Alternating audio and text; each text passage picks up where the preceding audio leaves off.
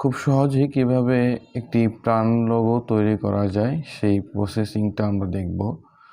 তো সর্বপ্রথমে আমরা কিবোর্ড থেকে কন্ট্রোল চেপে ধরে আর প্রেস করব, তাহলে আমাদের সামনে রুলারটা ওপেন হবে। এবার আমরা রুলারের উপরে কার্সার পয়েন্ট নিয়ে যাব এবং মাউস কার্সার পয়েন্ট চেপে ধরে একটি গাইড নিয়ে আসব। দেন পুনরায় আবার রুলারে ক্লিক করে আমরা আর একটা গাইড নিয়ে আসব। আমরা মোটামুটি একটু স্পেস রেখে এখানে ছেড়ে দেব। পুনরায় আমরা আর একটা গাইড নিয়ে আসব এবং এখানে রেখে দেব। তাহলে আমরা মোট 3টা গাইডলাইন নিয়ে এসেছি এবং চতুর্থ নম্বর যেই গাইডটা আমরা নিয়ে আসব সেটা হচ্ছে এই টোটালটার যতটুকু স্পেস আছে তার দ্বিগুণ, অর্থাৎ উপরে যতটুকু স্পেস রয়েছে তার দ্বিগুণ আমরা এখানে ছেড়ে দেব। তাহলে আমরা এখানে 4টা গাইড নিয়ে এসেছি। এরপর আমরা আমাদের বাঁ পাশের রুলার থেকে আমরা একটা গাইড নিয়ে আসব এবং সেটা সেম এই পজিশনে ছেড়ে দেব। পুনরায় আর একটা নিয়ে আসব, আমরা আগে যতটুকু ডিস্টেন্স রেখেছিলাম ততটুকু ডিস্টেন্স রাখবো, দেন এখানে ছেড়ে দেব। তৃতীয় নম্বর আরটা নিয়ে আসব এবং এটার সমান পরিমাণ স্পেস রেখে আমরা এটা ছেড়ে দেব। চতুর্থ নম্বর যেটা নিয়ে আসব সেটা হচ্ছে এই দুইটা মিলে যতটুকু স্পেস হয় ততটুকু স্পেস আমরা এখানে নিয়ে আসব। তাহলে এভাবে কিন্তু আমরা আমাদের গাইডগুলো নিয়ে এসেছি। এবার আমরা পেন টুলটাকে অ্যাক্টিভ করব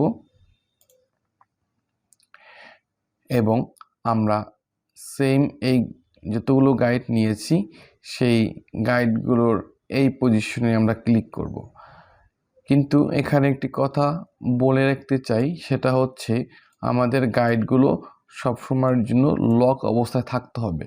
লক করার জন্য আমরা আর্টবোর্ডের উপরে রাইট ক্লিক করব, দেন এখানে অলরেডি আমার গাইডগুলো লক রয়েছে সেই জন্য এখানে আনলক শো করতেছে। যদি আপনাদের গাইডগুলো লক না থাকতো তাহলে এখানে লক লেখাটা চলে আসতো। তাহলে আপনারা অবশ্যই এই গাইডটিকে অবশ্যই লক করে নেবেন। যেহেতু আমার এখানে লক করা রয়েছে সেই জন্য আমি আর লক করতেছি না। এবার আমরা পেন টুলটাকে অ্যাক্টিভ করব, দেন আমাদের গাইডের ভিতর থেকে জাস্ট এই পজিশনে আমরা একটা সিঙ্গেল ক্লিক করব। তাহলে আমাদের পেন টুলের একটা অ্যাঙ্কর পয়েন্ট এখানে অ্যাড হলো। দ্বিতীয় অ্যাঙ্কর পয়েন্টটা আমরা সেম এই পজিশনে আমরা রাখবো। তৃতীয় অ্যাঙ্কর পয়েন্টটা আমরা এখানে না রেখে জাস্ট সরাসরি আমরা এই পয়েন্টে আমরা একটা ক্লিক করব।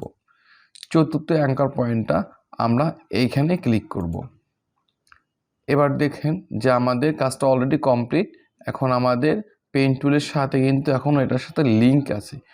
তো এই লিঙ্কটাকে রিমুভ করার জন্য কিবোর্ড থেকে বাঁ পাশের উপরে একটি ইএসসি বাটন রয়েছে, সেই বাটনটিকে প্রেস করব। তাহলে আমরা পেন টুলের সাথে আমাদের যে লিঙ্কটা রয়েছে সেটা আনলিঙ্ক হয়ে যাবে। এবার পেন টুলের উপরে আমরা রাইট ক্লিক করব এবং এখান থেকে অ্যাড অ্যাঙ্কর পয়েন্ট টুলটাকে অ্যাক্টিভ করে নেব। আপনাদের বোঝার স্বার্থে আমি এটাকে একটু জুম করে নেই। এ পর্যায়ে আমরা প্রথম যে অ্যাঙ্কর পয়েন্টে নিয়েছিলাম এবং দ্বিতীয় নম্বর যে অ্যাঙ্কর পয়েন্টে নিয়েছিলাম এই দুইটার মিডল পয়েন্টে আমাদের অ্যাড অ্যাঙ্কর পয়েন্ট টুলের মাধ্যমে একটি ক্লিক করব এবং একটা অ্যাঙ্কর পয়েন্ট অ্যাড করব। এরপরে দ্বিতীয় এবং তৃতীয় অ্যাঙ্কর পয়েন্টের মিডল পয়েন্টে যেখানে রয়েছে সেখানে আমরা একটা অ্যাঙ্কর পয়েন্ট অ্যাড করব। এরপরে তৃতীয় এবং চতুর্থ নম্বর অ্যাঙ্কর পয়েন্টের মিডল পয়েন্টে আমরা একটা ক্লিক করব, তাহলে আমাদের অ্যাঙ্কর পয়েন্ট এখানে অ্যাড হয়ে যাবে। এবার আমরা পেন টুলের উপরে রাইট ক্লিক করব এবং এখান থেকে অ্যাঙ্কর পয়েন্ট টুলটাকে অ্যাক্টিভ করব, যার কিবোর্ড কমান্ড Shift+C। আমরা এটাকে অ্যাক্টিভ করব এবং সর্বপ্রথম আমরা যেইখানে অ্যাঙ্কর পয়েন্ট টুলের মাধ্যমে অ্যাঙ্কর পয়েন্ট নিয়েছি সেইখানে কার্সর পয়েন্ট নিয়ে যাব এবং অ্যাঙ্কর লেখার চলে আসবে। অ্যাঙ্কর পয়েন্টটা সিলেক্ট থাকা অবস্থায় আমরা মাউস কার্সার পয়েন্ট চেপে ধরে এখান থেকে বাঁ দিকে টান দেব এবং আমরা সেম এই পজিশনে বরাবর এটাকে নিয়ে চলে আসব, তাহলে আমাদের এটাকে রাউন্ড হয়ে যাবে। দ্বিতীয় অ্যাঙ্কর পয়েন্ট যখন অ্যাড করছিলাম সেম এই অ্যাঙ্কর পয়েন্টটা, এটাকে জাস্ট আমরা মাউস কার্সর চেপে ধরে এখান থেকে আমরা ডান দিক থেকে বাঁ দিকে আমরা মুভ করব, তাহলে আমাদের এইখান থেকে এটা কার্ভ হয়ে যাবে। তৃতীয় নম্বর যে অ্যাঙ্কর পয়েন্টটা এনেছি সেটা আমরা উপর থেকে নিচের দিকে কার্সর পয়েন্টটা নিয়ে আসব, তাহলে এখান থেকে এটা রাউন্ড হয়ে যাবে। এ পর্যায়ে আমরা ডাইরেক্ট সিলেকশন টুলটাকে অ্যাক্টিভ করব এবং আমাদের যে দ্বিতীয় অ্যাঙ্কর পয়েন্ট যেখানে অ্যাড করেছিলাম এই অ্যাঙ্কর পয়েন্টের উপরে ক্লিক করব এবং কিবোর্ড থেকে আপ অ্যারো কি প্রেস করার মাধ্যমে এটাকে আমরা উপরের দিকে নিয়ে যাব। প্রথম অ্যাঙ্কর পয়েন্ট এবং দ্বিতীয় অ্যাঙ্কর পয়েন্ট যেগুলো আমরা অ্যাড করেছিলাম সেই দুটি সমান সমান এটা রয়েছে কিনা সেদিকে আমাদের খেয়াল রাখতে হবে। এবার আমরা সিলেকশন টুল অ্যাক্টিভ করব এবং এটাকে সিলেক্ট করব। আর এ পর্বে আমরা আট্রিবিউটের ভিতরে রাইট ক্লিক করব, দেন এখান থেকে আমাদের হাইড গাইড, আমাদের গাইডগুলো হাইড করে দেব। এবার আমরা আমাদের যতটুকু অঙ্কন করেছি এটাকে সিলেক্ট করব, আমরা রোটেট টুলের উপরে রাইট ক্লিক করব, এখান থেকে রিফ্লেক্ট টুলটাকে অ্যাক্টিভ করে নিব। রিফ্লেক্ট টুল অ্যাক্টিভ থাকা অবস্থায় আমরা কন্ট্রোল চেপে এটাকে সিলেকশন করে নিব, তাহলে অলরেডি আমার এটা সিলেকশন রয়েছে। এ পর্যায়ে আমরা কিবোর্ড থেকে ওয়াল্টার বাটন চেপে ধরব এবং আমাদের এই অ্যাঙ্কর পয়েন্টে আমরা এখানে ক্লিক করব ওয়াল্টার চেপে ধরে, তাহলে আমাদের সামনে রিফ্লেক্ট টুলটা অ্যাক্টিভ হবে। তো আমরা এখান থেকে ভার্টিক্যালি টিক করে দেব এবং প্রিভিউ বক্সের মাধ্যমে আমরা দেখতে পাচ্ছি আমাদের এটা ভার্টিক্যালি রিফ্লেক্ট হয়ে যাচ্ছে। এ পর্বে আমরা এখান থেকে কপিতে ক্লিক করব, তাহলে আমাদের এটা কপি হয়ে যাবে।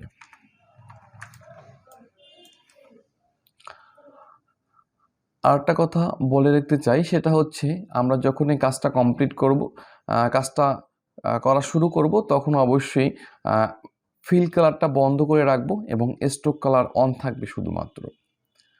তো এবার আমরা ডাইরেক্ট সিলেকশন টুল অ্যাক্টিভ করব এবং এই দুইটি পয়েন্ট সিলেক্ট করব একত্রে, তাহলে আমাদের দুইটি একত্রে সিলেক্ট হয়ে গেল এবং এখানে রাইট ক্লিক করব, জয়েনে ক্লিক করব, তাহলে এইখানে সম্পূর্ণ কিন্তু আমাদের একটাই রূপান্তরিত হয়ে গিয়েছে, অর্থাৎ আমাদের এটা জয়েন্ট হয়ে গিয়েছে।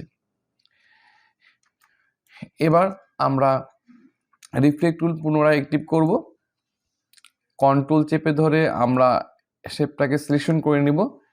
আমরা এই অ্যাঙ্কর পয়েন্টে কার্সর পয়েন্ট রেখে অল্টার চেপে ক্লিক করব, তাহলে আমাদের সামনে রিফ্লেক্ট টুল চলে আসবে। আমরা এবার এখান থেকে হরাইজন্টালে ক্লিক করব এবং কপিতে ক্লিক করব, তাহলে আমাদের উল্টো পাশে আরেকটি রিফ্লেক্ট হয়ে যাবে। এবার আমরা ডাইরেক্ট সিলেকশন টুল অ্যাক্টিভ করব, দেন দুটি পয়েন্টের মাথা একত্রে সিলেকশন করব, রাইট ক্লিক করে জয়েনে ক্লিক করব, তাহলে আমাদের এটি জয়েন্ট হয়ে গিয়েছে। এবার আমরা ফিল কালারটাকে বন্ধ যেহেতু রয়েছে, এটিকে আমরা হলুদ কালার দিয়ে দেব, ইয়েলো, এবং এখান থেকে স্ট্রোক কালারটাকে বন্ধ করে দেব। এবার আমরা সিলেকশন টুলের মাধ্যমে এটাকে সিলেক্ট করব, চলে যাব এডিট, এখান থেকে কপি, পুনরায় এডিট, পেস্ট ইন ফন্ট, এখানে ক্লিক করব, তাহলে আমাদের ফন্টটি একটি শেপ পেস্ট হয়ে গিয়েছে। আমরা এখান থেকে ফিল কালারটাকে রেড করে দেব এবং কিবোর্ড থেকে শিফট ওয়াল্টার চেপে ধরে মাউস কার্সর পয়েন্টের মাধ্যমে যে আমাদের বাউন্ডিং বক্স রয়েছে, বাউন্ডিং বক্সে কার্সর পয়েন্ট নিয়ে আসব, কিবোর্ড থেকে শিফট ওয়াল্টার চেপে ধরে এভাবে ভিতরের দিকে ড্র্যাগ করব, তাহলে আমাদের এটি সমানভাবে ছোট হয়ে যাবে, তাহলে আমাদের দেখতে এভাবে দেখা যাবে। এবার আমরা দুটিকে একত্রে সিলেকশন করব, অবজেক্টে চলে যাব, এখান থেকে কন্ট্রোল জি অথবা গ্রুপে ক্লিক করব, তাহলে আমাদের এটা গ্রুপ হয়ে যাবে। এবার নিচ থেকে বাউন্ডিং বক্সটাকে আমরা উপরের দিকে হালকা একটু চাপ দেব, তাহলে আমাদের শেপটা এভাবে চলে আসবে। এ পর্যায়ে আমরা প্রাণ লেখাটা লিখব, সেই জন্য আমাদের টাইপ টুলটাকে অ্যাক্টিভ করতে হবে। এখান থেকে ক্যারেক্টারে ক্লিক করতে হবে। আমাদের সাইজ এখানে 72 রয়েছে। আমরা টাইপ টুল অ্যাক্টিভ করে আমরা এখানে একটা ক্লিক করি এবং এখানে লিখি প্রাণ। প্রাণ লেখাটা লিখে সেশন টুল অ্যাক্টিভ করি, দেন আমরা এটাকে মিডল পয়েন্টে নিয়ে আসি। এখান থেকে ফিল কালারটাকে আমরা হোয়াইট করে দিই। আপনারা চাইলে অন্য যে কোনো ফন্ট ইউজ করতে পারেন, তো আমি এখান থেকে ফন্টটাকে একটু চেঞ্জ করে দিচ্ছি। এবার দুটোকে একত্রে সিলেকশন করি, horizontal align centre, vertically align centre করে দিই, তাহলে আমাদের প্যারান লোগোটা কমপ্লিট হয়ে গিয়েছে। এবার আমরা এটাকে সিলেকশন করব, অবজেক্টে চলে যাব, এক্সপান্ডে ক্লিক করব, ওকেতে ক্লিক করব, পুনরায় অবজেক্টে চলে যাব, এখান থেকে এটাকে গ্রুপ করে দেব, তাহলে আমাদের প্রাণের লোগোটা একদম পারফেক্টভাবে কিন্তু কমপ্লিট হয়ে যাবে। তো এই প্রসেসিং বা এই প্রক্রিয়া অনুযায়ী যদি আপনারা এই লোগোটা প্র্যাকটিস করেন, আশা করি খুব চমৎকারভাবে আপনারা খুব সহজেই এই লোগোটি তৈরি করতে পারবেন। আপনাদের অসংখ্য ধন্যবাদ কষ্ট করে ভিডিওটি সম্পূর্ণ দেখার জন্য।